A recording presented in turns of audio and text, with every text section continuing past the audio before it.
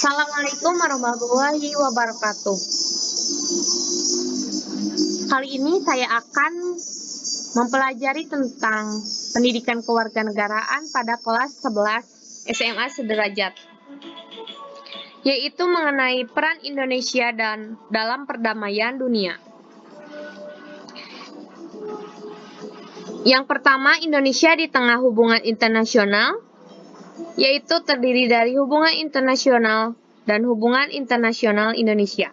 Yang kedua, dinamika peran Indonesia dalam perdamaian dunia sesuai UUD NRI tahun 1945, yaitu politik luar negeri Indonesia sesuai UUD NRI tahun 1945, dinamika peran Indonesia dalam perdamaian dunia melalui organisasi internasional, dan nilai-nilai positif peran Indonesia dalam perdamaian dunia.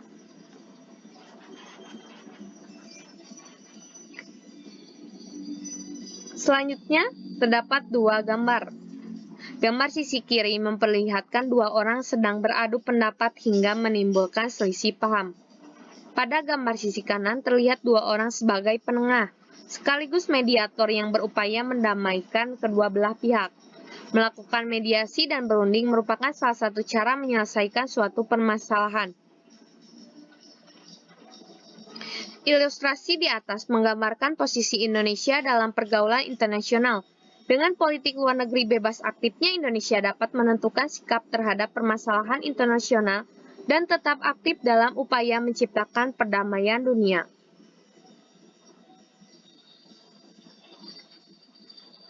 Indonesia di tengah hubungan internasional. Yang pertama, hubungan internasional, dan yang kedua, hubungan internasional Indonesia.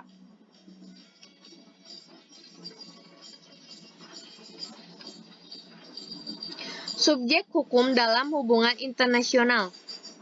Hubungan internasional mempunyai subjek hukum dalam hubungan internasional. Faktor-faktor yang memengaruhi terbentuknya hubungan internasional dan makna hubungan internasional.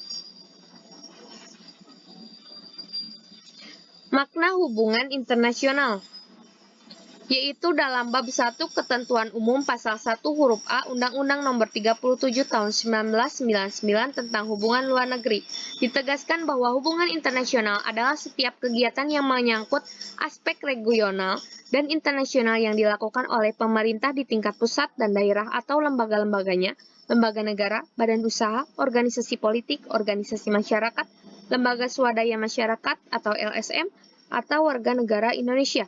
Yang kedua, subjek hukum dalam hubungan internasional.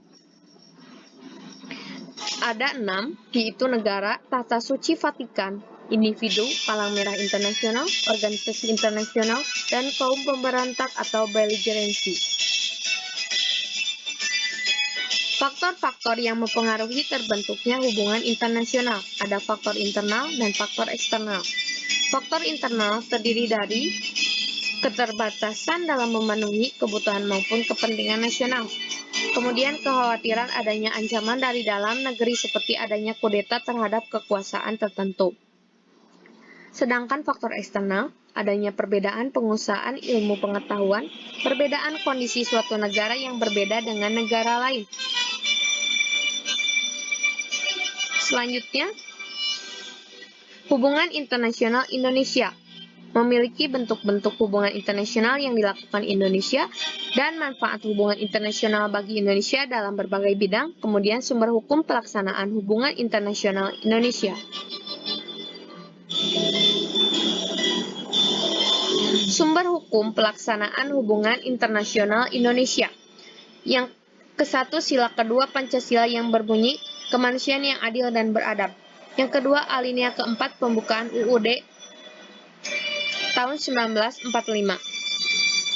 Kemudian pasal 11 ayat 1-3 UUD Negara Republik Indonesia tahun 1945 dan pasal 13 ayat 1-3 UUD Negara Republik Indonesia tahun 1945.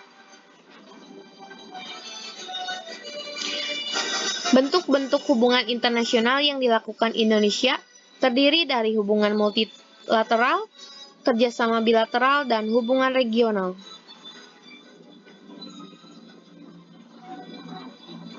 Manfaat hubungan internasional bagi Indonesia dalam berbagai bidang, yaitu ideologi, politik, ekonomi, sosial budaya, pertahanan, dan keamanan.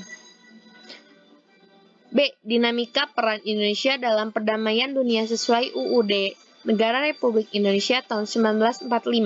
Politik luar negeri Indonesia sesuai UUD tahun 1945, dinamika peran Indonesia dalam perdamaian dunia melalui organisasi internasional.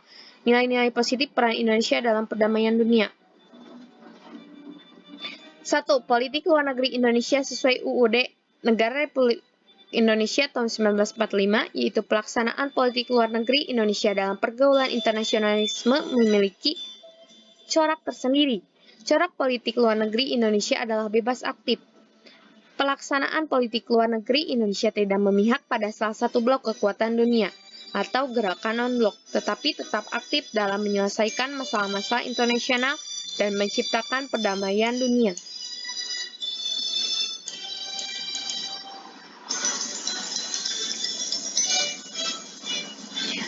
Yang kedua, dinamika peran Indonesia dalam perdamaian dunia melalui organisasi internasional. Ada beberapa organisasi yang diikuti, yaitu yang pertama PBB atau Persatuan Bangsa-Bangsa. Yang kedua ASEAN, anggota-anggota Asia Tenggara. Yang ketiga Gerakan Non-Blok. Yang keempat APEC, dan yang kelima OKI. Nilai-nilai positif peran Indonesia dalam perdamaian dunia, yaitu terdapat 3 nilai yang didapatkan. Yang pertama, cinta damai. Indonesia tidak memihak, jadi cinta damai. Yang kedua, toleran. Dan yang ketiga, kerjasama. Itulah sedikit penjelasan dari saya. Mohon maaf apabila ada kesalahan. Semoga bermanfaat. Tetap semangat belajar. Wassalamualaikum warahmatullahi wabarakatuh. Jangan lupa like, comment, and subscribe.